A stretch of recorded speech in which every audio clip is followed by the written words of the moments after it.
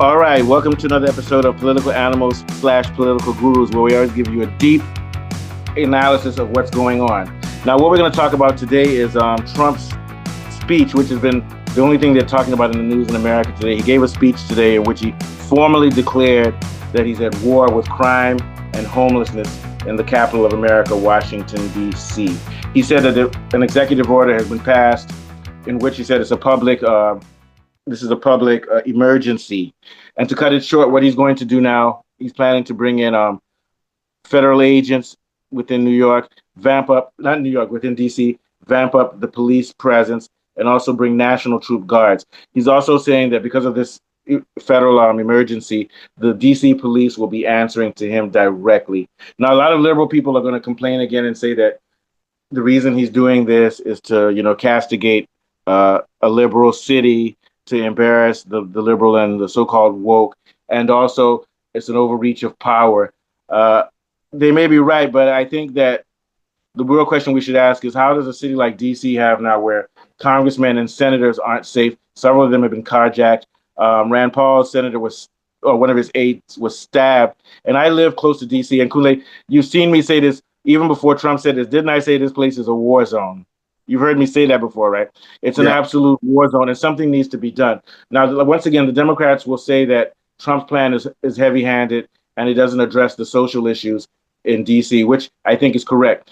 The social issues in DC are the cause of the crime, and what Trump's doing is basically going to neutralize what happens in the area where the rich are, where tourists are and stuff, so that they're safe. But the crime itself will go underground into black neighborhoods where you probably won't see federal agents. That's true. Also, a lot of the crime will go across the border to Maryland. So, in short, what he's doing is making DC safe for politicians and for the rich white, those areas. But the black areas will still be dangerous. But let's look at what the Democrats have done. What have they done in DC? What have the liberals done in DC? What have they done in New York? What have they done in Detroit? What have they done in New Orleans where there's crime?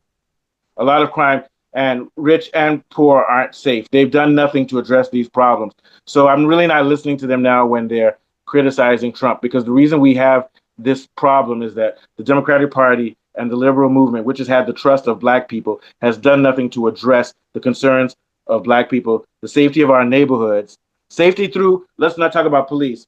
They haven't pumped money into our schools, into our communities or anything, which we deserve because we're on the back foot based on 400 years of white supremacy, a country which in the 1960s blacks couldn't vote in some states. So what have they done? They haven't done anything other than send money to Israel, send it to Ukraine, spent trillions. America has spent trillions since the 70s on wars and imperialism of the world. So I don't want to hear what they have to say. I think the move of Trump putting troops or not troops, National Guard, putting police in the state, putting agents. It's a good move, even if it's cynical, because at least those areas will be safe. Maybe I can go to DC and get a burger in a posh area if they don't think I'm a criminal, though. That's the problem. They might think I'm one of the criminals and arrest me. What are your thoughts, Kunle?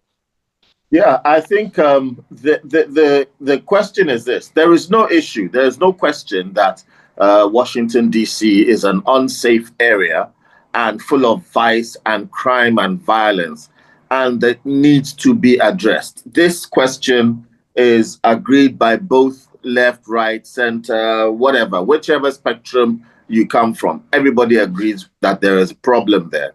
The question is, how do you deal with this problem? The problem stems from number one, drugs. I do believe it's the drugs that breeds the violence, that breeds the vice, that breeds most of the crime.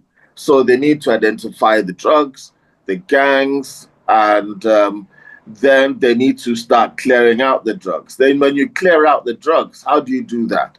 You have to go from stopping the main supply. Going into a city and stopping the retailers is not going to do anything, because then they will just go to some other type of drug that they can get or access, or something that they can manufacture or create. Vice will always be there. You can clear the streets, but you cannot force people to not have freedom of movement. And even if you manage to do some kind of great battle, are you going to have these soldiers and people on the streets all the time in a show of force? That large police presence represents a lot of fear. and a lot of uncertainty for people. Then there's also the issue of the political protests that have been going on in the DC area with particular regard to Israel. So the question is, what is the aim of this? When they clear these areas, okay, these I believe are small pockets of the wealthier areas of the DC area that people pass through. I don't believe that they genuinely believe they can clear the entire city of crime. As you said, it's only the Here's the designated thing: they actually could. with I would. access. I think they could. So let me tell you what could happen. This happened in New York. Uh, in New York City, when there was a lot of crime, Giuliani stepped up and put police and they arrested black people. Black people fled from main downtown New York. They fled to places like Staten Island, New Jersey, to the peripheries, and the crime went there. And New York became one of the safe. Is now one of the safest places in the U.S. New York used to have 2,000 murders a year. Now, if it has 300, that's considered a lot. So I do believe they could bully and get rid of people from those areas and disperse them to other areas. But what I think will happen is several things. They're going to clean up the areas where congressmen and senators are. For if you're a senator and you're getting carjacked, I'm like, you're a lawmaker. It's like these black kids, which is what most of them are, black kids and then kids from gangs. They're doing this because they come from poor neighborhoods and there's a lot of drug businesses in their neighborhoods, and those neighborhoods become very savage, so that they've created sociopaths. Sort of the same way you see terrorists coming out of the Middle East because of what America did to them. But the thing is that they're fucking with the wrong people. When you arrest a goddamn senator, when you put a gun to a senator's head, you're fucking with the wrong people. Now they're going to come to those gangs and take over them. And even let's say the drugs go to the cartels will tell these people, they'll even kill the boys themselves. They say, you guys are messing up our business by messing with rich white folks. Don't you get the message? Stay in your place and only kill yourselves. You get my point? So my point is, even the cartel itself will come down hard on these boys. I'm just speaking cynically. You don't go up to a white senator, female, and hit her conquer in the head. You don't. A couple of weeks ago, they beat up a Doge agent and bragged about Instagram. In other words, don't fuck with authorities. It's like some of them are being carjacked. Let me tell you something. Some of them are being carjacked. Okay. Yes. Carjacking in America is run by cartels also, who are linked to the same crime organization. These are not just drug. There are carjacking. And also the carjackings are done by kids who are under 17 years old, so that the next day they're released because they're not adults. There's no room for them. So what they're doing is they're using a loophole in American laws. They're taking over advantage of the laws that you can't arrest. Some of them are even 12, 13 years old. So I know what you're saying. Some of that crime is the drug use, but a lot of it is also organized crime. But even the organized crime goes back to the problem that that's the only viable economics within black cities. You see what I'm saying? And you're right. Trump will use this thing to bring in troops and to take over DC, but he's also going to now use it for surveillance for other things, to control the state. And if the state falls under federal rules, before you know it, it may no longer be a Democratic Party state. They may change the zoning of that state. So there's a lot of things, but I think that when you look at this whole problem, it's still a failure of both the Republicans and the Democrats, both the left and the right, in not addressing the problems that you see in DC, in New Orleans, in St. Louis, and Detroit, which are black cities, which have horrific, and when I say horrific, I'm not exaggerating, horrific crime. They've not addressed the problem, which is social inequality, and the fact that America's resources are being used for everything other than addressing these problems. And it hasn't reached the whites yet, but eventually when the economy gets bad, you'll see more whites doing these types of crimes.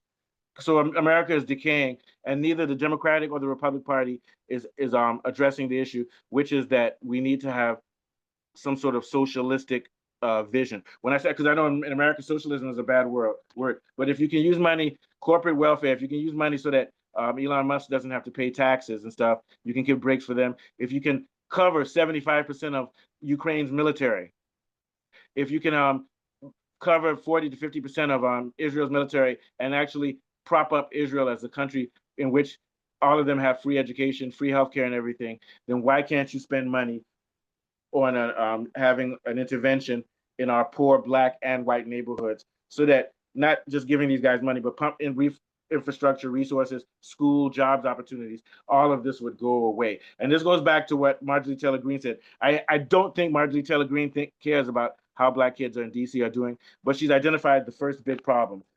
Americans under 40 have no hope. And we're living paycheck to paycheck, but we have billions to give to AIPAC, to Israel, and to Ukraine. What are your thoughts?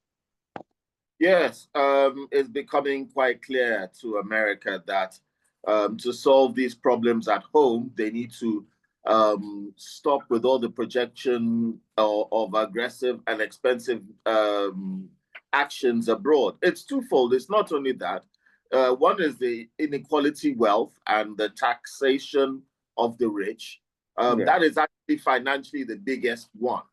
But Yep. the secondary one is the remaining money that is there that can actually do a lot if it wasn't being spent propping up colonialist toy states for the bankers of the world in the Middle East, where they go around attacking all their neighboring countries.